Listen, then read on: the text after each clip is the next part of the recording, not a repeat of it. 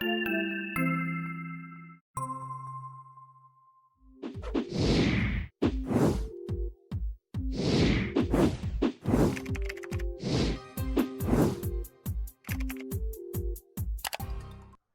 back. Here we are 2 weeks in a row, able to do a podcast during this bizarre, strange time in our lives. But we're coming to you through Zoom once again. Richard, it's good to see you virtually or virtually. Yeah, it's good to see you. Sorry we can't be side by side as we were for so many years, wasn't it? Yeah. Well, at least my daughter outside on the screen. Yeah, my daughter listened. My daughter watched our podcast last week, and she thought it was pretty cool that we were able to do this with Zoom, and we were both on the screen together. So yeah, at least she was impressed. So, but I have to admit, and I told her I feel a little rusty. Yeah, we weren't able to do them for a while as we were trying to adjust to the new because we had spent several years doing the podcast a certain way. Mm-hmm. And then suddenly we had to stop doing that and had to develop a new system. But I have to admit, I felt a little bit rusty. So right. Yeah, and it's distracting because, of course, you're there at the office recording from there.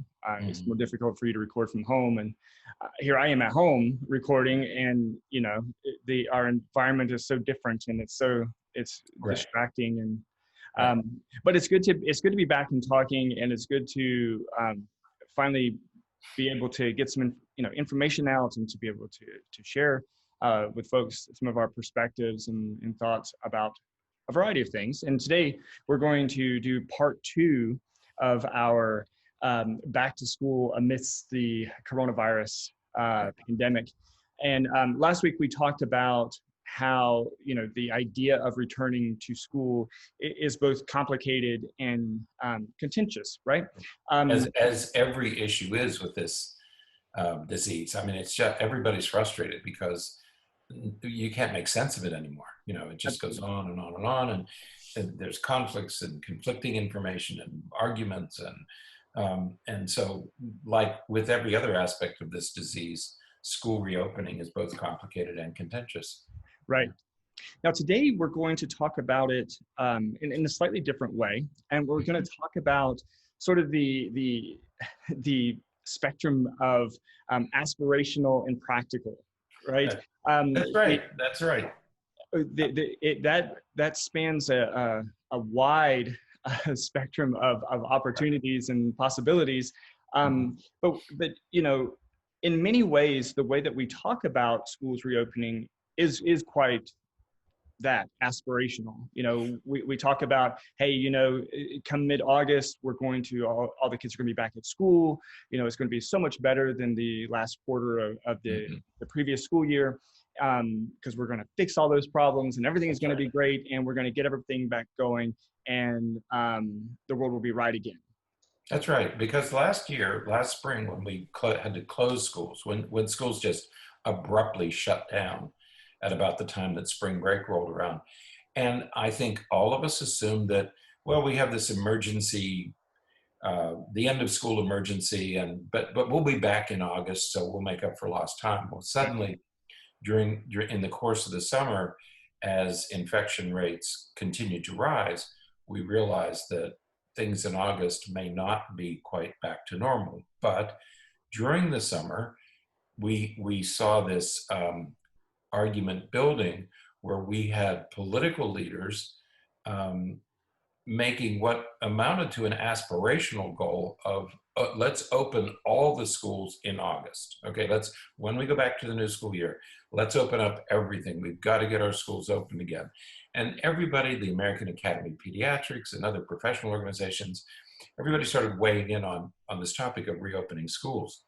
And you and I referred to it as an aspirational goal. At the federal level, you had the president and the secretary of education using words like, we demand that all schools reopen completely 5 days a week in August.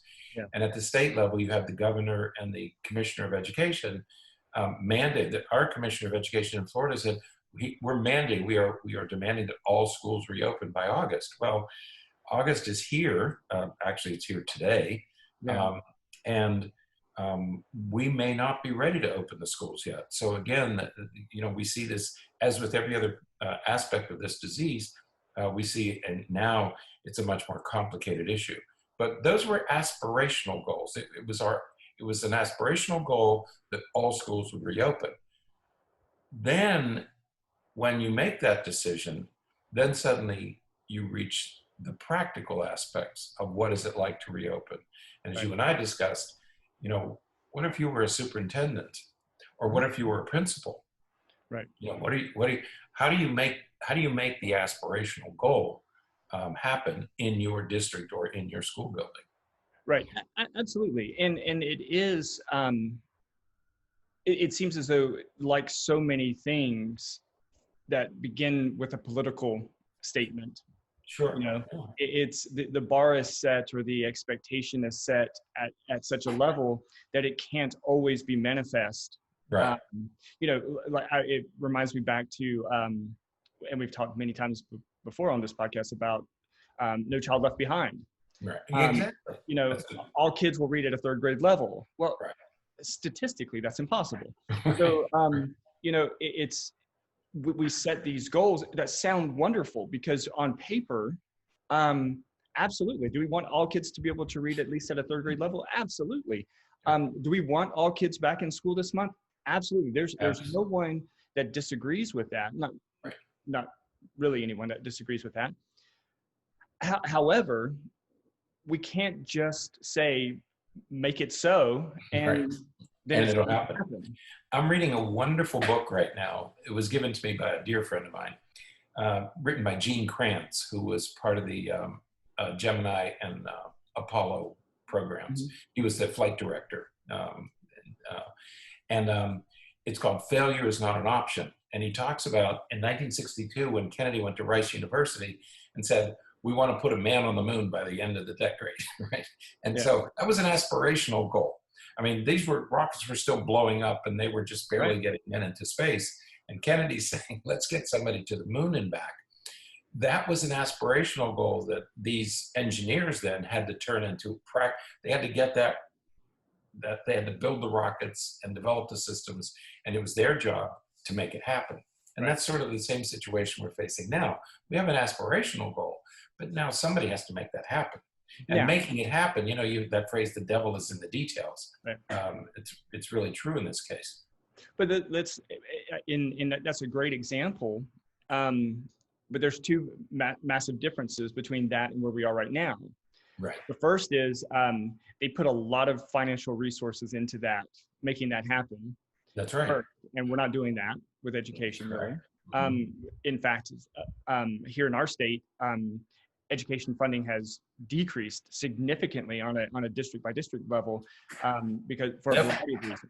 That was just this year's budget that you're talking about, right? Yeah. So at a time when, that because Kennedy made the money available and Congress, and it was a unified goal. Everybody in the country was behind this effort. I mean, he unified the entire country. That was a galvanizing speech that he gave at Rice that day.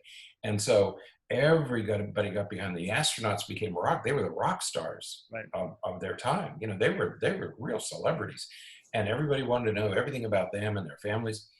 And so the money was there, and the national will was there. And there was time. Yeah, and they weren't arguing about whether we should do it or not. And, there weren't these arguments that we have about this disease. Right. And it wasn't that we're going to go to the moon and back by August. Right. It was, by the end of the decade, which gave it 10 years. Gave some time. Right. Mm-hmm. Yeah. So we're in a situation now where, and it's no one's fault that time is an issue, because, does go by. Mm-hmm. Right. And getting kids back in an educational environment is important, because the more time that they're away from it, we know that the more of an impact that has on their current functional levels and things like that. Just simply by going through the summer months, the 2 months that we have off for summer, going through those 2 months without reading, many kids will lose 3 grade levels, up to 3 grade levels of education, of reading skills, during that time frame. So thinking about kids being out of a consistent educational environment for as long as they've been, it's difficult to anticipate how significant of an effect this is going to have on them. So so it's not anyone's fault that time is pressing, but we have to make sure that we are going about this in an appropriate way. And you're right, it's aspirational at the federal level, it's aspirational at the state level, and to some extent it's aspirational at the district and local levels. Sure. So we have multiple layers here that we have to work through in order to make it practical, a reality. Right. Yeah, you make a good point. The time issue is really an important one, because if we were able to say, we will do everything we can to reopen schools by some date in the future, but we don't have that date because in our country, schools reopen in August. Okay? Right. So there's this hard date that everybody's, that we're lurching toward. And we can't, nobody can change, well, you could, but that date isn't going to change. Or the role that schools play is not going to change. I mean, you can't say, well, if it doesn't happen, well, no. Schools are a part of our social fabric.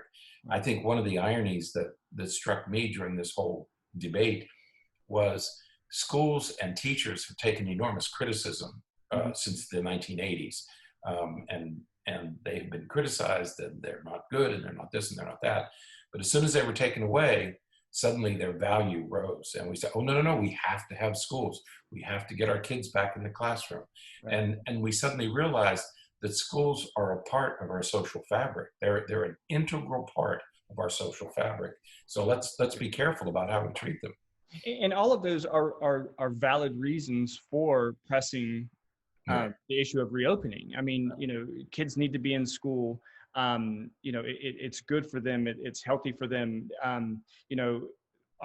Other arguments, like we talked about last week, the other arguments for getting them back to school, related to, kids don't tend to experience coronavirus as significantly as many adults. They still get sick. They still there's still risks. I mean, as of June or July, 77 children have died from this disease, and almost 1,000 have been put into pediatric intensive care units. So it's not that they're immune. The rates are much lower, and children under the age of 10 probably aren't as affected by this disease, and even teenagers aren't as affected as the elderly or the medically compromised, but they're still getting sick. They still have the potential to get sick. Right, and there's a lot of comments and rumors and hypotheses, I suppose, about whether or not kids with the virus can pass it on to adults with the virus, and the issue is we don't know for certain a lot of those questions, and there are many people who are just making statements and making claims. I don't know where they're getting all of their science from, or if they're getting science at all. And I don't know if they are, where they're drawing this information from. But the point is that there's so much of it that we don't know. You can't just make decisions based upon the way that something looks if you don't know what's really happening. And we're missing that piece, I think, both at the federal and state level. When we're making some of these aspirational goals, we're not really thinking about, the fact that, or the likelihood that some of the reports are looking like that, even if you don't experience really significant symptoms from the illness, from the virus, it could have long-term effects on the functioning of your lungs and your heart and some of those things. So there's so much that we don't know. We have to err on the side of caution just to be safe for everyone. That's right. Yeah, because, I mean, as you say, nobody disputes that the schools should be open. Nobody argues with that. Parents need it. Children need it. We forget that schools provide food for children. They provide a safe environment for children. Children leave dangerous homes, and they're safe. At least they're safe in the hours that they're in the school building. Okay. And they get food, they get fed when they're in the school building. 25% of kids are food insecure, but they can eat when they get to school. And so We know the economy needs it. Our economy can't run unless kids are taken out of their homes so their parents can go to work. Okay. And so we don't have huge daycare facilities, childcare facilities, but we do have schools. And so kids go into school, and that allows their parents to go to work. And the other argument we hear is that, well, other countries have done this. Right. You know, other countries have opened up their schools. Well, they did, but their infection rates were minuscule compared to ours. You know, when Denmark, or for example, when Denmark opened its schools, their infection rate was 3.32 per 100,000. Germany's was 0.81 per 100,000, and Norway was 1.5. The United States is 17.6. We can say other countries have opened their schools. What we've never done, what nobody in the world has done, is what happens if you open your schools with an infection rate of 17%? Right. What will be the effect? And we just don't know.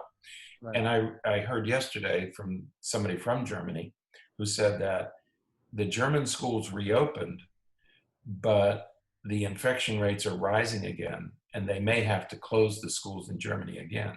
So even in countries where and that happened in Israel, they opened up their schools, and they were open for about 2 months, and they shut everything down because the infection rate skyrocketed after they opened their schools. So, right. Well, not you said 17.6 per 100,000. Per 100,000. Right. Yeah. So not 17%. Because if 17% of the country had it, that would be 17. Yeah, 17 per 100,000. Right. Which is we're still comparing that. Germany had less than 1. Right. We have 17. Okay, and they opened their schools, and they're now seeing infections rise with that. What by comparison was a minuscule infection rate. Absolutely. Yeah. And you know, if you just simply think about the fact that you know, I have a school with one of the schools that I work in has about 800 students. Mm-hmm. You know, if 8 of those students have it and are not asymptomatic, right?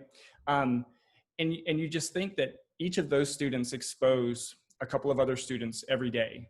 Right. And each of those students expose a couple of other students every day. That's how it works. By the time the first group start to show symptoms about 2 weeks later, a week or 2 later, the entire, you know, a significant portion of the school, including adults, are going to start presenting with it. So again, we have to be wise. We have to be mindful of these potential risks, and not just say, this is what we need.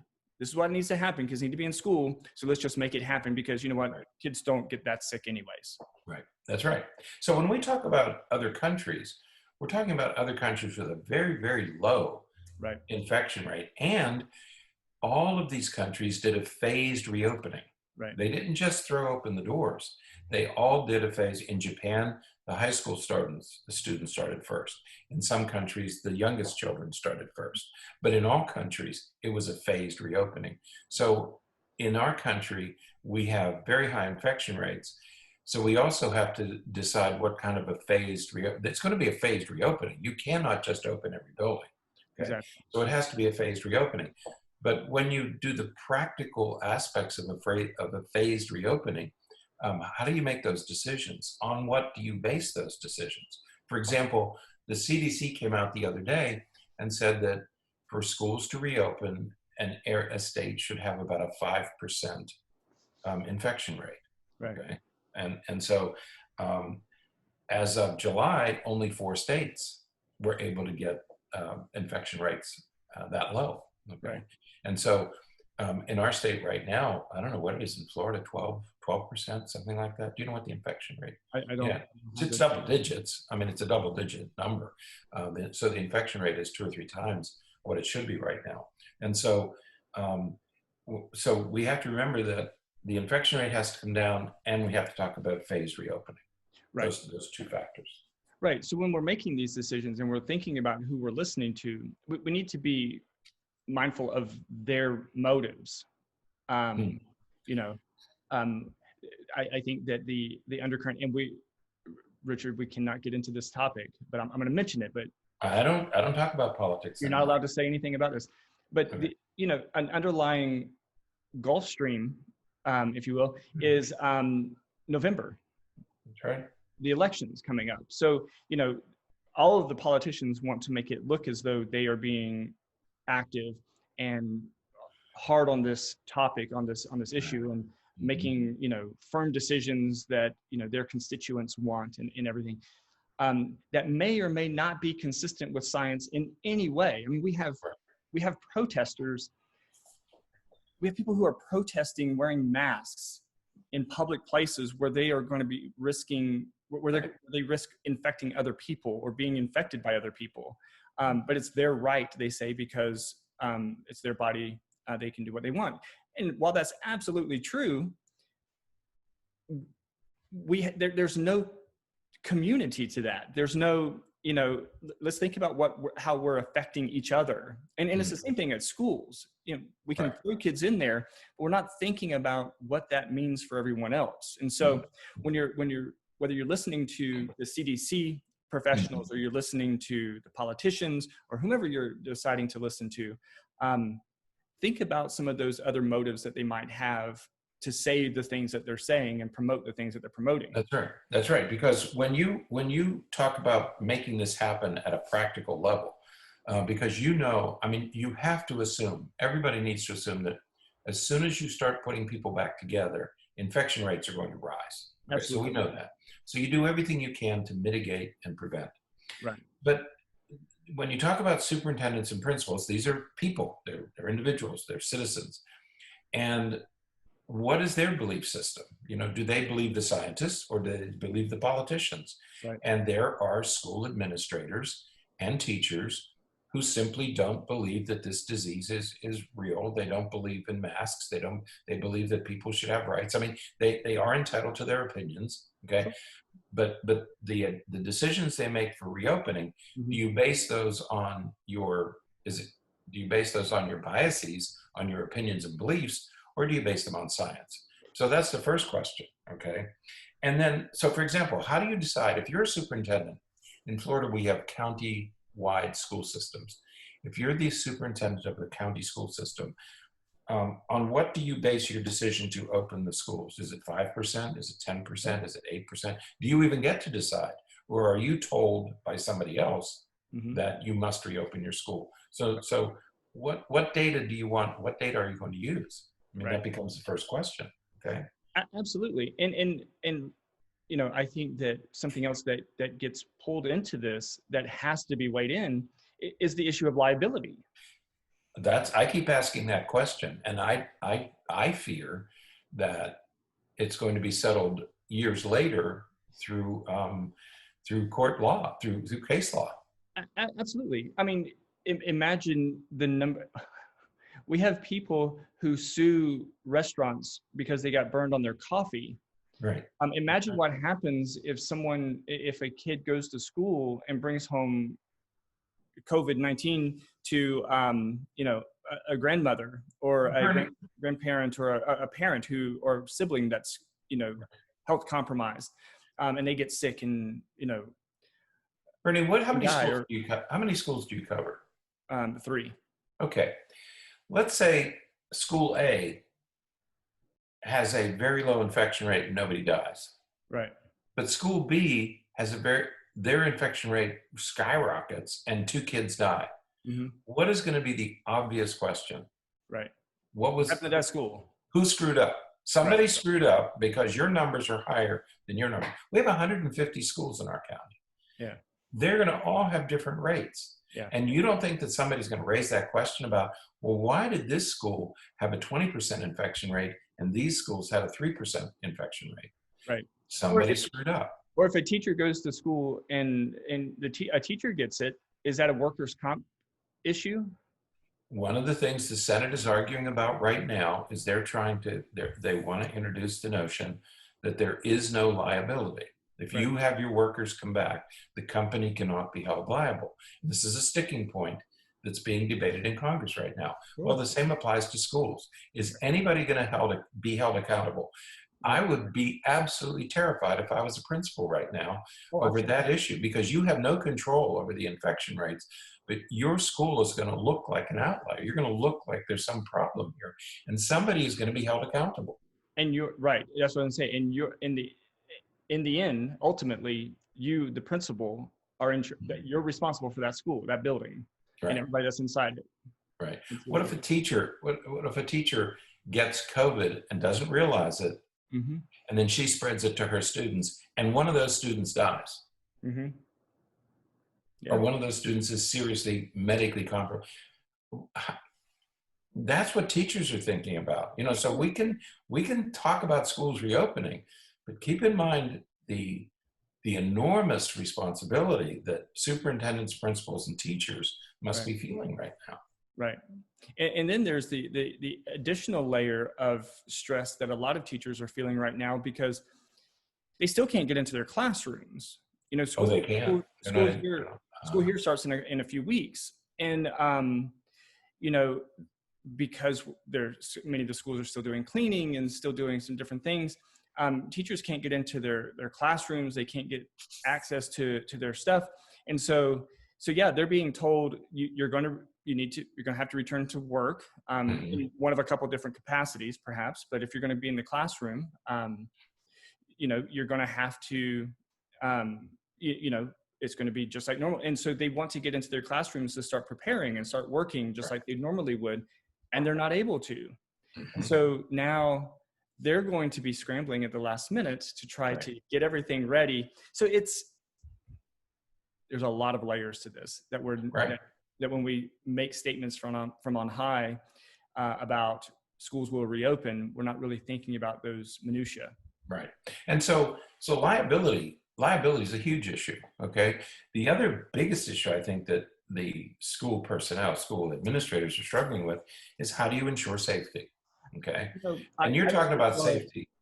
I listened to our local school board meeting last week. And, you know, while most of the people on the school board were advocates for requiring that the students wear masks and stuff like that, we had school board members who said, no, I don't think we should do that. I don't think we should require masks. If they want to wear masks, they can, but if we shouldn't require them to. That's right. That is really difficult to understand. I mean, the two things that we know will protect are masks and social distancing. Right. But we're not going to require them. Right. We're still suing each other at a state level. You know, Georgia, the governor of Georgia is suing the mayor of Atlanta because she's mandating masks. It's the only way to drive down the infection. You know, Vietnam and Germany and Denmark, they didn't have these differences. They didn't have these debates. They wore masks. They did. You know, Vietnam had the lowest rates of infection in the world. They had like 4 people get this disease in Vietnam because they immediately cracked down and they stopped the spread. But we're still fighting over, you have a right not to wear a mask. I mean, when we know that a mask is effective. Right. Absolutely. So one is, how do you ensure, you know, what is your mask policy? What if a student comes into school and says, my parents said I don't have to wear a mask? Right. That's a constitutional battle. That could end up in the Supreme Court. Right. In the meantime, people are spreading the disease. So what is your social distancing policy? Do you take temperature? In Japan, they take a temperature. They have the temperature on it. Well, but if kids are asymptomatic, they're not going to have a temperature, and they're going to have the disease with no temperature. Right. Okay. Yeah. So there are so many aspects of it, and you know, we've heard I've heard many times now. We wrote about this in our column for our local newspaper this week, but we've heard the argument many times now comparing teachers to medical professionals. That you know, medical professionals can work with people who are sick all day long, and they don't get it. So, you know, teachers should be able to do the same thing. They should be able to, you know, the settings are so vastly different. Right. You know, there is no way.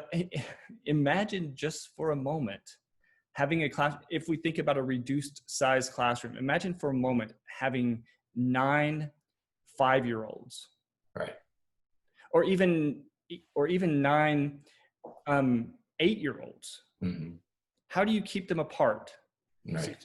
Apart. How do you make sure that, you know, Johnny isn't loaning Susie his pencil, and so that is going to they're going to borrow books. They're going to, use paper. They're going to do all these things. Mm-hmm. How do you can control all of that in a hospital setting, in a medical setting. You can't control that in a classroom. In a hospital setting, you're dealing with one patient. You have a plastic covering for your whole body. You have a mask. You throw all that out and put another clean set on for the next patient. Mm-hmm. We're not going to do that in schools. Right. We're not going to change. You're dealing with groups of people. You're not going to be able to change from moment, with each kid you deal with. So, yeah. But teachers, think about teachers. They range in age from roughly 25 to 65. Mm-hmm. The risk of a 25-year-old is completely different than a 65-year-old. Right. Does the 65-year-old expose herself? Should she come in? Should that teacher come in? What about medical conditions? What if a teacher has diabetes? What if a teacher has asthma? What if a teacher is chemotherapy? Okay. What are their rights? Do they have a right to say no? And if they say no, are they resigning? Right. Okay. So again, you have all these legal questions. Are masks required of teachers? Right. Do schools have a right? If the state doesn't demand it, do schools have the right to demand it? Right. Okay. These are questions I think that are not answered. What if a teacher says yes, but only if I have a plexiglass shield that I can wear during the day? Mm-hmm. Does the school provide that, or does the teacher have to provide her own? And can the teacher even get one? Right. Can you even buy one? Right. And who pays for that? Well, the teacher's going to have to supply their own equipment. Once again, July 21st, the Florida Teacher Association had to file a lawsuit. And the lawsuit was to stop the governor from demanding and insisting and mandating that they return to school. What they were asking for is, hey, let's slow this whole thing down, and let's not just jump into the deep end of this pool. The other thing, I don't know whether the school district has said anything about this. Have they talked about substitutes? They have, because they offered teachers the opportunity to, say whether they would rather come to school brick and mortar or go to school e-learning, if they can teach e-learning. And so those who do e-learning, if a particular school has a subject area or too many teachers who want to do e-learning, they would have to then pull in substitutes. And are there going to be enough? I mean, substitutes make $80 a day or something. Yeah, I have no idea. I mean, are you willing to risk your life for $85 a day? Yeah. And is there a pool of substitutes? Let's say a teacher says, I want to do in person. I want to do brick and mortar. Mm-hmm. I'm going to come into my classroom, but then she gets a cold, mm-hmm. or and she has to miss a week. Do we have enough? Are there going to be enough substitutes to cover? The other question I have is, what if in a district, most teachers, let's say 80% of teachers say, I want to do this online. Right. Here in our county, it was about 50-50. Close to 50%, I think it was like 46% or something like that, said that they wanted to do it brick and mortar. But like 43% said e-learning. Well, Berney, what if you had a school with 800? How many teachers are in that school with 800 kids? I don't know, like 60, something like that. Okay. What if there's a mismatch between, let's say 80% of the kids want brick and mortar, but only 30% of the teachers want brick and mortar? Right. How do you balance those two? Right. Well, and you know what? I just had to look because I had my numbers reversed, because those numbers, the 46 and 43, were for the students. That's what the parents voted. Oh, okay. Teachers were close to 30%. So about 30% said that close to 30% said that they would do brick and mortar. Another 30% said that they would do either way. So what if you have, what if all the second grade teachers in a school say, we're not coming in? Yeah. Do you have to reassign teachers? Yeah, they're going to be reassigning. And you have 2 weeks to get ready. You're teaching fourth grade, now you're going to teach second grade. Right, exactly. So you have 2 weeks to get ready. Right. Okay. Yeah. So these are the kind of practical considerations. Right. When people say, get them back to school, these are the kind of practical considerations that most people don't have to think about. Absolutely. So yeah. And Go ahead. I'm sorry. No, I'm just going to say there's lots of these details that we're just not attending to, Right. that we really need to attend to make sure that we are going to prepare students, prepare teachers, and protect everyone that's involved. Right. Right. And, you know, we hope that, you know, by talking about this stuff, that, you know, that everyone will make their voice heard to make sure that we take care of this. That we're thinking about all these issues. Yeah, that we're thinking about all we these haven't even discussed buses yet. Right. Well, nobody has any idea what they're going to do about that. Right. We're going to open the schools they say open the schools on August 15th or 17th or 20th or 24th. It doesn't matter. Pick a date. Yeah. But what about buses? Right. I mean, do you buy more buses? Or what about bus drivers? Usually bus drivers are retired. Many times they're retirees. Okay. Right. Or they're people who want to, how do you protect them? Absolutely. You know, do you put them in a plexiglass bubble? Do they take temperatures of kids before they get on the bus? Right. Yeah. What if a kid has an elevated temperature? You can't put them out in the street. Absolutely. You know, his parents have dropped them off. Absolutely. Exactly. And again, we need to make sure that we're talking about these things. We need to make sure that folks are letting their voice be heard and informing, you know, those people that are involved in making some of these decisions, that they know that we're thinking about these things and that they need to be thinking about these things. So, I think that the questions, I mean, they just keep multiplying. It's like a fungus, you know, it just keeps, the questions just keep growing and growing and growing. Absolutely. And we have to think about it. I think it's incumbent on all of us to think about this from the perspective of teachers and other people in the school building and principals who are going to feel this enormous responsibility, and superintendents who are the ultimate decision makers. And we've got to think about this from their point of view. Absolutely. So as all of this pans out over the next couple of weeks, we will work hard to keep everyone updated. We will keep talking about this whenever new issues come up. And if anyone listening has any thoughts or ideas or questions or anything like that, you know, reach out to us, let us know, and we'd be happy to gather whatever information we can and share it with everyone. So right. We talked about cost, you know, that the space program was fully funded, whereas No Child Left Behind was never fully funded. Yeah. When we make these educational decisions, we have to fund them adequately, okay? And there's, I don't know whether we ever mentioned this before, but when the American Academy of Pediatrics came out in favor, saying that they wanted that, and other organizations came out and said, you know, it's really important that schools reopen. But then at the end of each article, it was as long as certain conditions can be met, okay? And so at the end of one of the reports, it said that the cost of implementing, did I ever mention the costs? Did I do that in the first? I can't remember. I can't remember. And the cost of implementing COVID-19 precautions, and they said will be very high. Right. And they did an analysis. One school district had 8 buildings and 3,200 students. Mm-hmm. 8 schools, 3,200 students. It would cost $1.8 million. Right. 8 buildings, 3,200 students. Right. Our district has 150 buildings and 100,000 students. Right. If you do the math, our district doesn't have that. I don't know any district that has that kind of money. Absolutely, absolutely, and that's what we were talking about earlier. That funding is already being cut, so there's no way. Yeah, we have cuts. We have cuts in our funding. Absolutely. And so we're talking about tens of millions of dollars to put the precautions. I mean, we talked this morning about what are the precautions, but we're talking about tens of millions of dollars at a time when we have a budget shortfall. Absolutely. We don't have enough money. Right.